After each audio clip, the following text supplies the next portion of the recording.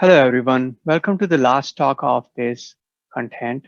Here, we're going to conclude what we saw in the interview module earlier. As you know, I spoke with 12 people in total, and I have extras from 9 of those interviews for you to see. And things I discussed were mostly around how people manage their schedules and how did they study when they did. I spoke with 3 of the professors coming from academic background. I asked them questions like such as how do you make something dull into interesting? How do you learn more by studying less? How do you make study more efficient? And how do you create a memory system? To the other interviewees, I asked them questions such as how often do you take breaks and when do you take breaks? What kind of things do you do to relax?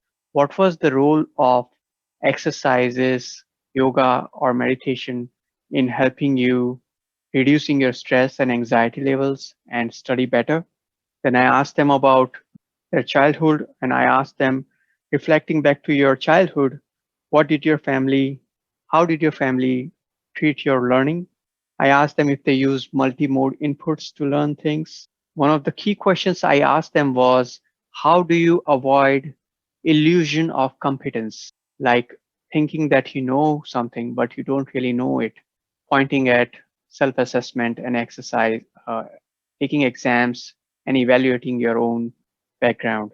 I also asked them about what is self-explanation, how do you create vivid examples of things to remember, how can you develop passion for liking something if you don't really enjoy subject, how do you finalize and give time to your subjects, how do you uh, distribute time amongst hard and easy things, and things like that.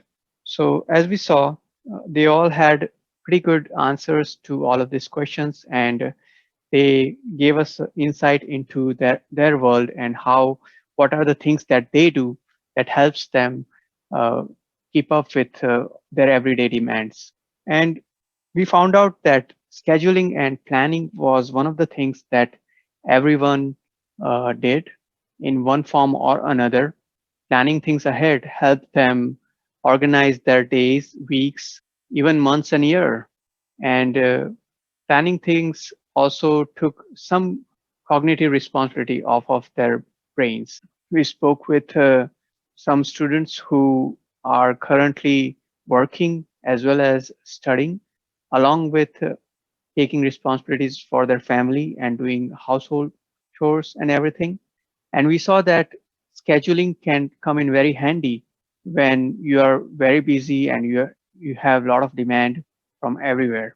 Also, another important thing we learned was that when you have too much to do or too many courses and or just a course and a lot of responsibilities, it is important for you to focus on things that you know that are important for exams, assignments, and other courses. We also spoke about how things are different in United States versus in UK and in India, where they have a different way of studying and their assessment is just one exam, whereas in United States everything is spread out, and that way an American student can cope better because their grades are spread out throughout the year. Their performance is based on what they do on weekly basis, which actually helps them plan things better, plan their learning better.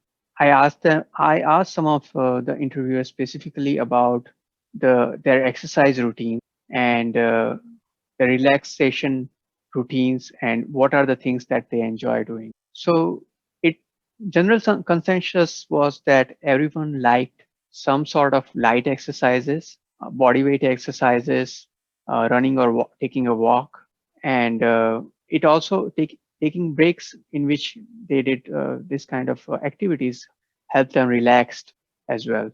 The interviewers came from different background. As you know, I spoke with a couple of doctors and published interview from Dr. Avinash Patwardhan here. And there are very good insights I got from his talk as he is a professor currently at George Mason University. And it seems that there out of many techniques that are available for remembering things, common technique used by high performing individuals is to use analogies and attach ideas that you are well aware of with the abstract concepts to learn things faster. Also, we spoke about meditation practices of these individuals, and we learned that at least a 15-minute meditation practice during the day helps one relax and stay focused when they have a demanding job. We also spoke about how having a pet in your house could be a fun thing and a stress relieving. Apart from that, we also spoke about how to stay away from distractions. And if distractions appear, what can you do to say no to it and return back to your studies? Many education psychologists have spoken about this, and they have said they have written a very nice set of papers in which they talk about how one can implement principles of self-regulated learning. But that not being a common knowledge, at times people end up wasting many minutes and hours into uh, unproductive activity. So we had some insight into how to become more productive by setting alarms and setting timers, and that reminds us to that we have some certain tasks to do. We can disengage from fun activities or watching videos or TV and get back to our studies. Main questions I asked them were mostly about what kind of practices they do that makes them feel relaxed. And following that, I asked them things around what helped them do better in their studies. And some of the interviewees answered things like the exact way someone can adopt some such system and easily learn what they are supposed to learn and score better in their exams. After taking these interviews, I also took notes on each and every minutes that they spoke about few things. And basically, I found out that all of the five modules we had discussed earlier were covered by them in one way or the other.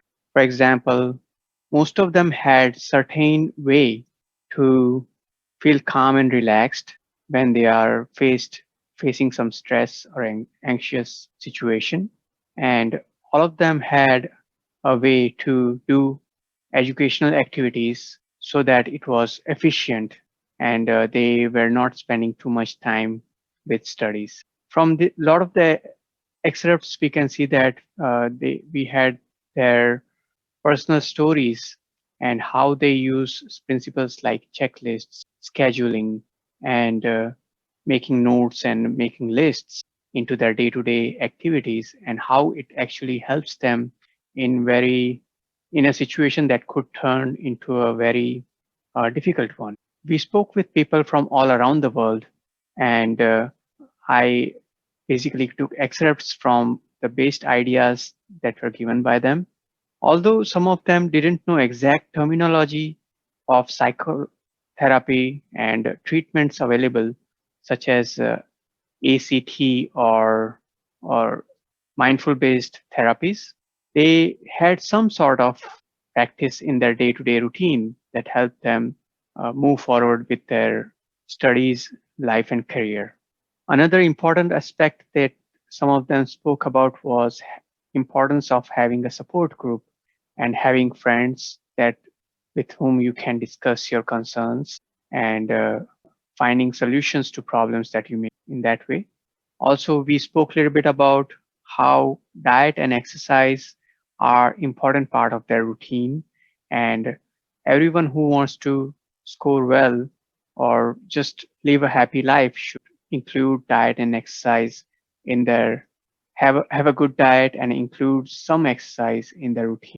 We also spoke about how they measure their work and how they keep track of things, how to plan things. And what we understood from each one of them is that they, all of them had some planning or some scheduling way to maintain their times and that they commit to things. Couple of professors also mentioned that saying no is an important thing, that one shouldn't always say yes to every opportunity that is available, but be mindful of what they are accepting and which direction is better for them for their schedule. And also, they mentioned that it is important to keep work life balance, and one shouldn't be just working so much that he or she cannot give time to their family and friends. We saw that some of them had very challenging schedules, household responsibilities, and things that kept them very busy.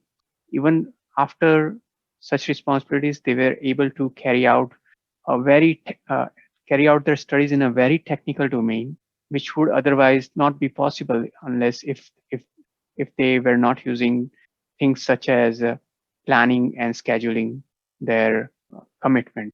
I hope you enjoyed the interviews, and I hope you will be able to find good insights from the excerpts that I presented. If there are anything else that you'd like to know, you can reach out to me, and I wish you good luck with your future and your studies. Thank you. Bye.